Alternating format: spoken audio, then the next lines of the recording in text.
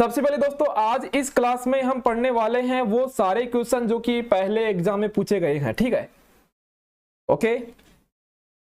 तो यहाँ पे क्वेश्चन नंबर 1 देखिए दोस्तों। क्वेश्चन नंबर 1 दिया हुआ है, कार्यालय ज्ञापन निम्नलिखित में से कौन सी शैली में लिखा जाता है। चलिए भाई क्वेश्चन नंबर 1 का आंसर लगाए सभी साथी। कार्यालय ज्ञापन तो दोस्तों यहाँ पे पत्र है। देखो पत्र से क्वेश्चन आ रहा है दोस्तों, पत्र से क्वेश्चन आ रहा है दोस्तों, इसलिए ये टॉपिक बड़ा इंपॉर्टेंट है। ठीक है, यहाँ पर है दोस्तों कार्यालय ज्ञापन। दोस्तों ध्यान रखना, जितने भी जो पत्र होते हैं ना, जितने भी दोस्तों पत्र होते हैं वो सारे सारे अन्य पुरुष में लिखे जाते हैं। लेकिन यहाँ पर दोस्तों एक पत्र होता है जिसे कहते हैं अर्धशासकीय पत्र। दोस्तों कौन सा पत्र होता है? अर्धशासकीय पत्र होता है दोस्तों ना, अर्धशासकीय पत्र। दोस्तों इसके बारे में अगर हम बात करें, इसको लिखा जाता है कौन सी शैली में? उत्तम पुरुष शैली में दोस्तों, ठीक ना। इसे लिखा जाता है उत्तम पुरुष शैली में। तो यहाँ पे ऑप्शन नंबर अपना हो जाएगा डी, ऑप्शन डी यहाँ पे राइट आंसर हो जाएगा दोस्तों। चलिए दोस्तों बढ़े नेक्स्ट क्वेश्चन की ओर। अगला क्वेश्चन देखिए यहाँ पे, बताइए जल्दी से दोस्तों। नेक्स्ट क्वेश्चन नंबर 2 देखिए यहाँ पे, क्वेश्चन नंबर डेमी ऑफिशियल भी कहते हैं उसे। बहुत ही बढ़िया, बिल्कुल सही करे हो आप, उसे डेमी ऑफिशियल पत्र भी कहा जाता है। नेक्स्ट देखिए अगला क्वेश्चन है कि नीचे दिए गए दो यहाँ पर दोस्तों कथन है, इनमें से बताना है सबसे उपयुक्त कथन कौन सा हो जाएगा। चलिए दोस्तों इनमें से बताना है सबसे उपयुक्त कथन कौन सा हो जाएगा।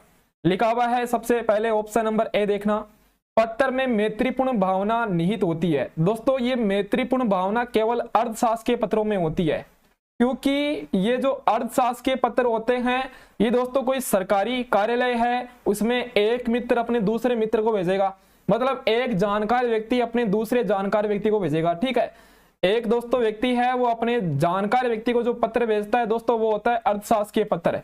अर्थशास्त्र पत्र में मैत्रीपूर्ण भावना होती है। बाकी ऐसे थोड़ी ना होता है कि जितने भी कार्यालय पत्र होता है, जितने भी कार्यालय जो पत्र है दोस्तों, इनमें है ना मैत्रीपूर्ण भावना नहीं रखते दोस्तों, इनमें एक औपचारिक यहाँ पे दोस्तों भावना रखी जाती है। ओके, सरलता, संक्षिप्तता, सादगी को पत्र की शैली का गुण माना जाता है। बिल्कुल सही बात दोस्तों, ये एकदम सही दोस्तों बात यहाँ पे लिखी हुई है। Okay very good, option number यहाँ से हो जाएगा, पहला गलत है दूसरा सही है दोस्तों, ठीक ना। पहला तो गलत है और दूसरा दोस्तों यहाँ पर क्या है? सही है दोस्तों, पहला गलत है दूसरा यहाँ पे सही है। एक क्वेश्चन में आपको कई बार पूछता हूं कि दोस्तों मान लीजिए देरी हो जाती है, ठीक ना, देरी हो जाती है और कोई सरकारी पत्र का उत्तर नहीं आता है, तो बताइए किस प्रकार का पत्र लिखा जाता है। मैंने आपसे पूछा कि दोस्तों मान लीजिए आप कोई सरकारी पत्र भेज रहे हो, उसका उत्तर नहीं आता या उत्तर देने में देरी कर देते हैं, तो किस प्रकार का पत्र भेजा जाता है? सारे के सारे साथी है ना कमेंट सेक्शन में दोस्तों आंसर लगाएंगे। चलिए दोस्तों क्या होगा यहाँ पे आंसर बताइए जल्दी से, किस प्रकार का दोस्तों पत्र होता है? कमेंट सेक्शन में कमेंट कर दीजिए दोस्तों यहाँ पे। हाँ बढ़ेंगे फिर दोस्तों हम नेक्स्ट क्वेश्चन की ओर। वो दोस्तों अनुस्मारक पत्र होता है, ठीक ना, अनुस्मारक पत्र। ध्यान रखें दोस्तों, अनुस्मारक पत्र जिसे कहते हैं। अगला देखो नेक्स्ट क्वेश्चन, सरकारी पत्र में अधोलेख के रूप में किस शब्द का प्रयोग किया जाता है? अधोलेख दोस्तों नीचे नीचे यहाँ पे सरकारी पत्र में दोस्तों अधोलेख में कौन सा प्रारूप का प्रयोग किया जाता है, किस शब्द का प्रयोग किया जाता है? दोस्तों एक तो यहाँ पे आप ध्यान रखना, जो कार्यालय पत्र होता है ना, कार्यालय पत्र दोस्तों होता है उसमें ऊपर ही ऊपर दोस्तों लिखते हैं कार्यालय का नाम, विभाग का नाम दोस्तों, ठीक ना, ऊपर ही ऊपर दोस्तों क्या लिखते हैं? विभाग का नाम लिखते हैं। और दोस्तों अधोलेख के रूप में बहुदीय या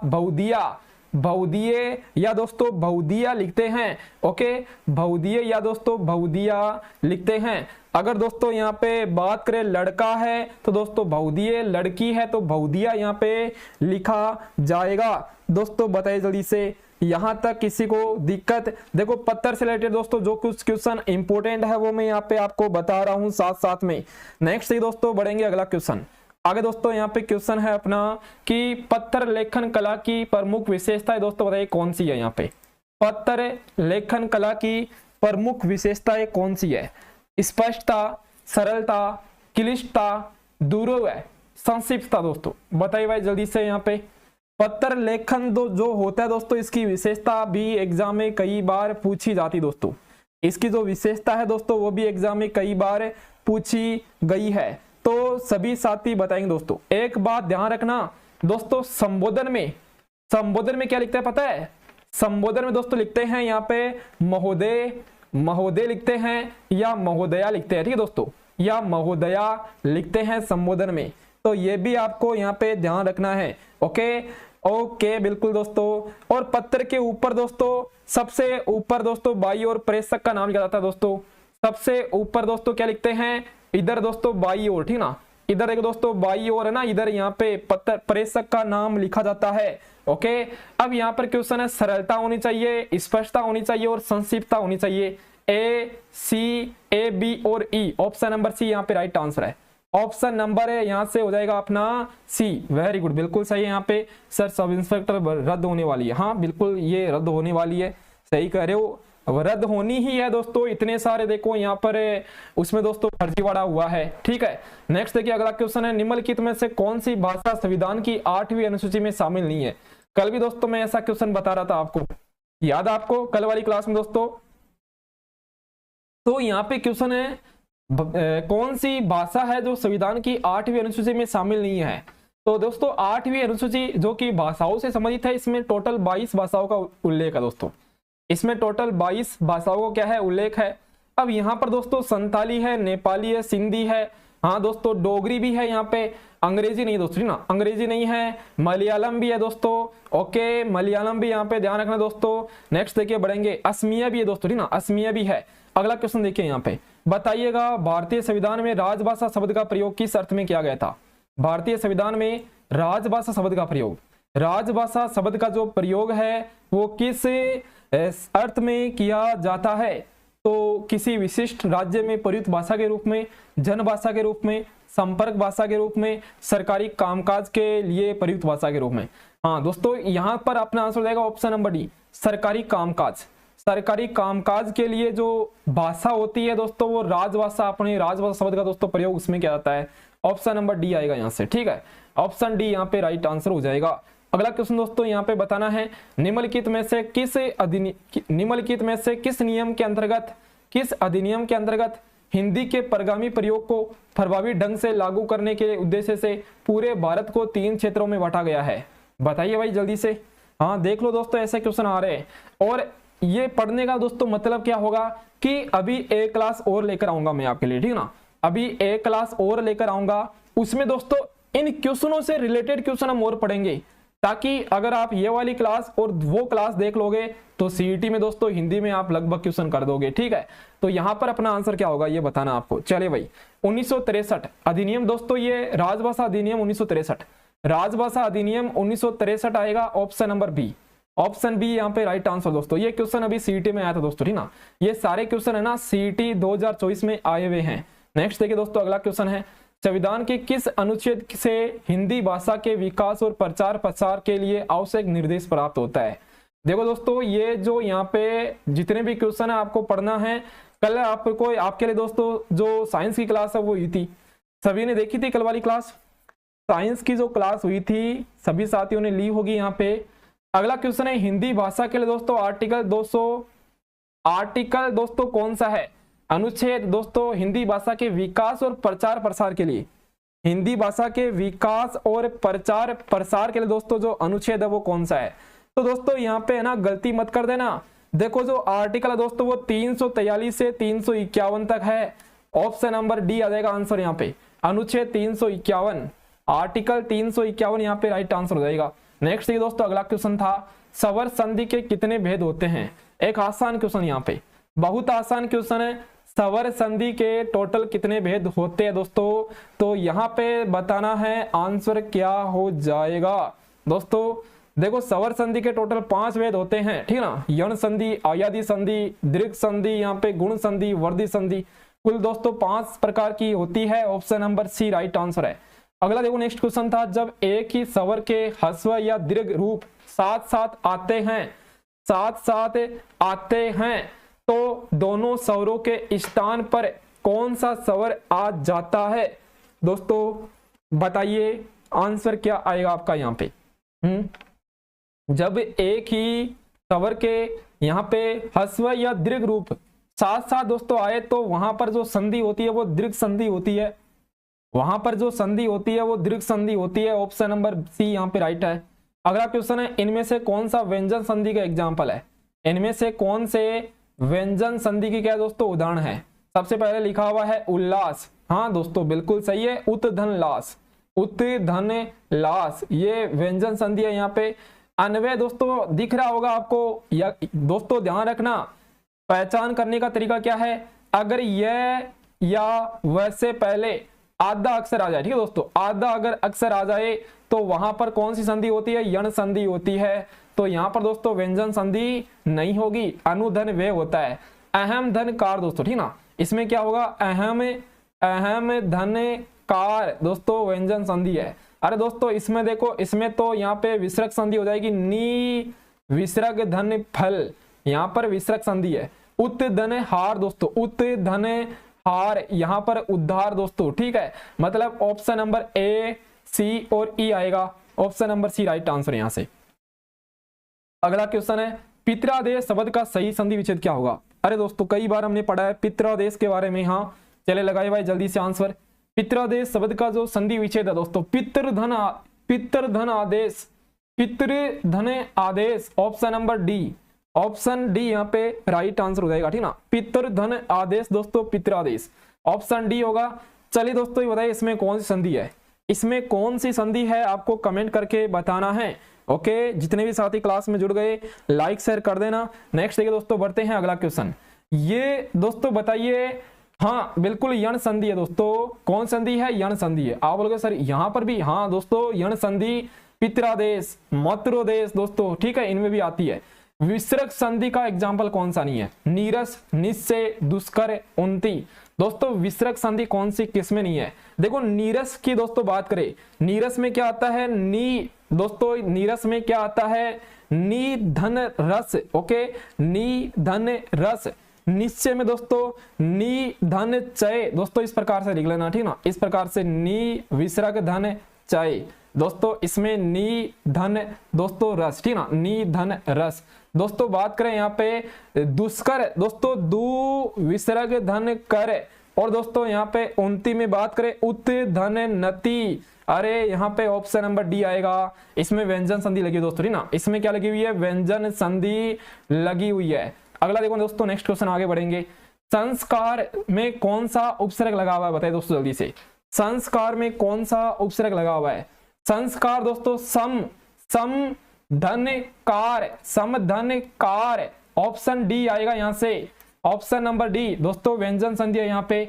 अगला है, निम्नलिखित शब्दों के संधि विच्छेद का अवलोकन करो, सही युग्म को आपको पहचान करना है। देखो सबसे पहले लिखा हुआ है प्रत्येक, निसार, सदैव, अभ्युदय, मनोबल। दोस्तों सबसे पहले देखो यहाँ पे बात करें प्रत्येक, प्रतिधन एक होता है, ठीक ना, प्रतिधन एक दोस्तों यहाँ पे होता है प्रत्येक। निसार, नी विसर्ग धन सार। सदैव दोस्तों यहाँ पर क्या है? गलत लिखा हुआ है दोस्तों, सदैव में सदा धन एव आता है, यहाँ पर गलत दिया हुआ है दोस्तों। यहाँ पर क्या दिया हुआ है? सत धन एव लिखा हुआ है दोस्तों, सदा धन एव आता है। अभ्युदय दोस्तों, अभि धन उदय आता है। मनोबल में दोस्तों मन धन बल होता है, मन विसर्ग धन बल आता है यहाँ से। मतलब बताना है यहाँ पे कौन सा सही लिखा हुआ है, सही बताना दोस्तों, पहला, दूसरा और चौथा, पहला, दूसरा, चौथा। ऑप्शन नंबर बी यहाँ पे राइट हो जाएगा, ऑप्शन बी यहाँ पे राइट हो जाएगा दोस्तों। बाकी सी और ई यहाँ पे गलत दिया हुआ था। नेक्स्ट अगला क्वेश्चन है, यहाँ पे नीचे दिए गए दो कथन यहाँ पर है ना, दोनों में से दोस्तों बताना है कौन सा सही है। चलिए नीचे यहाँ पे दो कथन दिए हुए हैं, दोनों में से बताइए दोस्तों कौन सा यहाँ पे सही लिखा हुआ है। पहला है द्वंद्व समास के बारे में, द्वंद्व समास के दो पद, द्वंद्व समास के दो पदों के बीच में योजक चिन्ह का प्रयोग होता है। सही बात दोस्तों, सही बात है दोस्तों। दाल रोटी है ना, योजक चिन्ह दोस्तों लगा रहता है। माता पिता, योजक चिन्ह दोस्तों रहता है यहाँ पे। इस प्रकार से दोस्तों बात करें विस्मय, हर्ष, शोक, घृणा, प्रेम आदि भावों का प्रकट करने वाले शब्दों के आगे निर्देशक चिन्ह का प्रयोग होता है। दोस्तों गलत लिखा हुआ है, निर्देशक चिन्ह का प्रयोग नहीं होता। अरे दोस्तों निर्देशन का, ये दोस्तों यहाँ पर बात करें किस प्रकार के चिन्ह का प्रयोग होता है, विस्मय चिन्ह का दोस्तों प्रयोग होता है, विस्मय आदि बोधक दोस्तों, ठीक ना। विस्मयादि बोधक जो चिन्ह दोस्तों इस प्रकार का होता है ना, इसका प्रयोग किया जाता है, मतलब पहला सही है दूसरा गलत है, पहला सही है सेकंड गलत है दोस्तों, ठीक ना, दोनों सही है। क्या बात कर रहे हो, दोनों कैसे सही होंगे ये बताइए, दोनों सही नहीं है, ओनली एक सही है दूसरा गलत है। हाँ अब देखो दोस्तों, आपका जो सीईटी का एग्जाम दोस्तों यहाँ पे है ना, इस टॉपिक से भी क्वेश्चन बहुत आए थे दोस्तों, इस टॉपिक से क्वेश्चन बहुत पूछे गए थे, इसलिए थोड़ा सा इस टॉपिक पर ध्यान रखना दोस्तों। ये जो चिन्ह होते हैं इनके बारे में आपको स्पेशल नॉलेज होनी चाहिए। ओके नेक्स्ट दोस्तों बढ़ेंगे, अगला क्वेश्चन देखिए, बताइए निम्नलिखित में से किन शब्दों में प्रति उपसर्ग का प्रयोग होता है, मतलब प्रति उपसर्ग दोस्तों है ना, प्रति उपसर्ग का दोस्तों क्या होता है, प्रयोग होता है। चले भाई जल्दी से यहाँ पे आंसर लगाएंगे सारे के सारे साथी। देखो सबसे पहले लिखा हुआ है प्रत्येक, प्रति धन एक आता है दोस्तों ना, इसका क्या आता है, प्रति धन एक आता है। परियोग दोस्तों प्रय धन योग आता है इसमें, तो इसमें दोस्तों प्रय लगा हुआ है। प्रसार दोस्तों प्रय लगा हुआ है यहाँ पे। प्रतिकार दोस्तों प्रति है यहाँ पे, और बात करें प्रति अक्ष, प्रति धन अक्ष, प्रति धन अक्ष यहाँ पे, तो आंसर क्या आएगा, पहला चौथा और पांचवा, पहला चौथा पांचवा, ऑप्शन नंबर सी लगा दो, ऑप्शन सी यहाँ पे राइट आंसर है। अगला है आजीविका का शुद्ध रूप दोस्तों क्या होगा बताइए, आजीविका का शुद्ध रूप क्या हो जाएगा दोस्तों बताइए जल्दी से। ये आजीविका है, आजीविका का शुद्ध रूप क्या होता है दोस्तों, इसमें गलती कहां पर है, इसमें गलती बस इतनी सी है कि यहाँ पर है ना वी दोस्तों बड़ी मात्रा लिखी हुई आ गई, क्या आनी चाहिए दोस्तों, छोटी मात्रा आनी चाहिए थी, ठीक ना, छोटी मात्रा यहाँ पर आनी चाहिए थी। ओके हाँ दोस्तों ये जी है ना दोस्तों, ये बड़ा आएगा, ये दोस्तों क्या आएगा, बड़ा आएगा, देखो यहाँ पे, ठीक है, ये भी दोस्तों इसमें क्या आता है, बड़ा आता है, इस प्रकार से लिखा जाता है आजीविका। ऑप्शन नंबर डी राइट हो जाएगा, ऑप्शन डी यहाँ पे राइट आंसर है, ऑप्शन डी होगा। नेक्स्ट देखिए दोस्तों अगला क्वेश्चन है, वर्तनी की दृष्टि से दोस्तों बताइए कौन सा यहाँ पे सही लिखा हुआ है, वर्तनी की दृष्टि से बताना है कौन सा यहाँ पे सही लिखा हुआ है, शुद्ध रूप कौन सा है। देखो सबसे पहले दोस्तों लिखा हुआ है कुमुदिनी, अच्छा कुमुदिनी के बारे में बताना दोस्तों, देखो कु भी छोटा आता है, मुंह भी दोस्तों छोटा आता है, दी भी छोटा है, नी दोस्तों बड़ा होता है, ठीक ना, इसमें नी आता है दोस्तों बड़ा, ऑप्शन नंबर डी आंसर हो जाएगा अपना, ऑप्शन नंबर डी यहाँ पे आंसर हो जाएगा। अगला क्वेश्चन है, निम्नलिखित में से शुद्ध शब्द दोस्तों बताइए कौन सा है, निम्नलिखित में से शुद्ध बताना है कौन सा हो जाएगा, तो लिखा हुआ है कृपया, पर्याय, नरक, सरदर्शे, कार्यक्रम, बताइए भाई जल्दी से।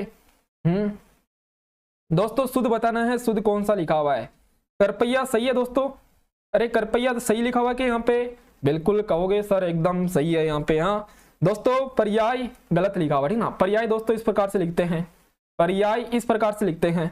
ओके सदर्श नहीं होता, वो सदर्श होता है दोस्तों, वो होता है सदर्श, सदर्श होता है दोस्तों, इस प्रकार से होता है, एक होता है सादर्श, ठीक ना, वो दोस्तों अलग होता है। तो यहाँ पे दोस्तों बताना है शुद्ध कौन सा लिखा हुआ है, नरक यहाँ पे सही है, मतलब पहला तीसरा और पांचवा, पहला तीसरा पांचवा, ऑप्शन नंबर बी होगा यहाँ से, ऑप्शन नंबर बी यहाँ पे राइट आंसर है, कार्यक्रम सही लिखा हुआ है। ओके हाँ यहाँ से दोस्तों क्या होगा अपना आंसर, ऑप्शन नंबर बी हो जाएगा यहाँ से, ऑप्शन बी यहाँ पे राइट आंसर है। नेक्स्ट देखिए अगला क्वेश्चन था, आगे दोस्तों बढ़ेंगे, निम्नलिखित में से लिंग संबंधी अशुद्ध वाक्य कौन सा है, बताइए भाई जल्दी से, निम्नलिखित में से लिंग संबंधी अशुद्ध वाक्य बताना है कौन सा हो जाएगा, चलिए बताइए जल्दी से दोस्तों। यहाँ पर देखो आंसर है अपना रंजना अध्यापिका है, और वह स्त्री अपराधी, अपराधी नहीं है, हवन सामग्री जल गया, अरे दोस्तों हवन सामग्री जल गई, हवन सामग्री जल गई दोस्तों, जल गया लिखा हुआ है, सामग्री दोस्तों सामग्री यहाँ पर आपको तो दोस्तों सामग्री के बारे में दोस्तों स्त्रीलिंग है, तो यहाँ पर गई आना चाहिए, तो दोस्तों गया आ गया। ऑप्शन नंबर है दोस्तों यहाँ से क्या है, सी वाला गलत लिखा हुआ है, बाकी श्याम सन्यासी है, ये भी दोस्तों सही लिखा हुआ है, ठीक ना, श्याम सन्यासी दोस्तों ये भी क्या है यहाँ पे सही लिखा हुआ है। आगे दोस्तों बढ़ेंगे नेक्स्ट क्वेश्चन के, और अगला क्वेश्चन यहाँ से दोस्तों बताना है, इनमें से कौन सा वाक्य यहाँ पे अशुद्ध लिखा हुआ दोस्तों, बताइए इनमें से कौन सा वाक्य यहाँ पे अशुद्ध दिया हुआ है। चलिए कृपया को गलत या सही बता रहे हो सर आप, कृपया होता है सर, हाँ कृपया होता है, हाँ बिल्कुल सही कह रहे हो दोस्तों, कृपया इस प्रकार से होता है ना, कृपया। ओके सही कह रहे हो आप, सी और ई आएगा दोस्तों, इसमें सी और ई करना आप, इसमें सी और ई करना, कृपया में दोस्तों कृपया, ओके कृपया, ठीक है हाँ वेरी गुड, बिल्कुल ऑप्शन नंबर डी आएगा यहाँ पे आंसर अपना। सही है, ऑप्शन नंबर डी होगा ना। यहाँ से क्या बताना दोस्तों, अच्छा हमें क्या बताना, यहाँ से शुद्ध बताना था, सी और ई सही लिखा हुआ है, 3 यहाँ पे गलत लिखे हुए दोस्तों। नेक्स्ट देखिए अगला क्वेश्चन था यहाँ से, इनमें से कौन सा वाक्य शुद्ध है, यहाँ पे इनमें से कौन सा वाक्य अशुद्ध लिखा हुआ है। देखो सबसे पहले दोस्तों यहाँ पे घनश्याम की 5 दरियां या 5 कंबल बिकेंगे, घनश्याम की 5 दरियां या 1 कंबल बिकेगा, घनश्याम की 5 दरिया या 1 कंबल बिकेंगे, घनश्याम का 1 कंबल या 5 दरियां बिकेगी। देखो यहाँ पे दोस्तों अपना क्वेश्चन, यहाँ पर देखो दोस्तों अपना जो क्वेश्चन है आंसर हो जाएगा ऑप्शन नंबर सी। अब बोलो कैसे होगा, क्योंकि दोस्तों 1 कंबल बिकेंगे लिखा हुआ है, अगर यहाँ पर ज्यादा हुआ तो होता दोस्तों कंबल, अगर यहाँ पर कंबल की संख्या ज्यादा होती तो दोस्तों हाँ यहाँ पर बिकेंगे आता, 1 कंबल बिकेगा दोस्तों, 1 कंबल बिकेगा आना चाहिए था यहाँ पर, है ना, बिकेगा दोस्तों आना चाहिए था, ऑप्शन नंबर सी हो जाएगा।